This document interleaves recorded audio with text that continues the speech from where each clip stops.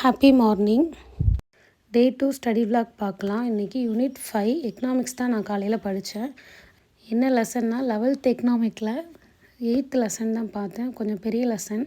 இதில் பார்த்தீங்கன்னா சுதந்திரத்துக்கு முன்னாடி பொருளாதாரம் எப்படி இருந்துச்சு, சுதந்திரத்துக்கு அப்புறம் பொருளாதாரம் எப்படி இருந்துச்சு, நில சீர்திருத்தம், பசுமை புரட்சி, பேங்க் நேஷ்னலைஸ் பண்ணியிருப்பாங்க. அப்புறம் 5 இயர் பிளானு. 5 இயர் பிளான் ரொம்ப முக்கியம். கட்டாயம் அதுலேருந்து ஒரு கொஸ்டின் கேட்டுருவாங்க. நான் என்ன பண்ணேன்னா ஜமீன்தார் முறைகள் அதெல்லாம் நில சீர்திருத்தம்லாம் முடிச்சுட்டு பசுமை புரட்சி முடிச்சிட்டேன். புக்கில் உள்ளதை படிச்சுட்டு அது ரிலேட்டடாக வெளியில் என்னென்ன நம்மளுக்கு ஆக்ட்டு, சென்ட்ரல் ஸ்டேட் கவர்மெண்ட்டோட ஸ்கீம்ஸு இது எல்லாத்தையும் நம்ம ரிலேட் பண்ணி படிச்சிட்டோன்னா இந்த டாபிக் முடிஞ்சிடும். இப்போ 2 டாபிக் கவர் பண்ணியிருக்கிறேன். இவ்வளோகானு ரிலேட் பண்ணி படிக்கணுமா நம்ம விட்டுறக்கூடாது. ஆனால் எக்கனாமிக்ஸ் 20 மார்க்கு வருது. அதனால் எப்படியாவது அந்த நம்ம படித்து முடிச்சிடணும். கன்சிஸ்டன்சியாக படிங்க. வெற்றி நமதே. பாய். தேங்க்யூ.